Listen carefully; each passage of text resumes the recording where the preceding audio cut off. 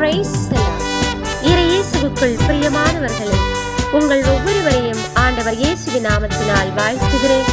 அதோடு புனித குழந்தை தெரசாவின் ஃபீஸ்ட் வாழ்த்துக்களையும் உரித்தாக்குகிறேன். ஆமென்.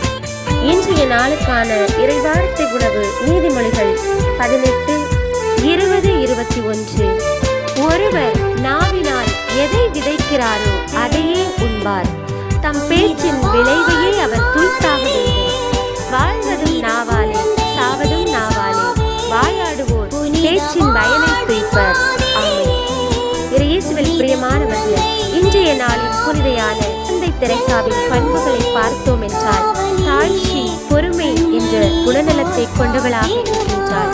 இன்றைய நாளில் தானே நாமும் இந்த குணநலங்களை பெற்றிருக்கிறோமா? நமது நாவினால் எதை விதைக்கிறோம் என்று சிந்திப்போம். ஆண்டவருடைய வார்த்தைகளை எடுத்துக்கொள்வோம்.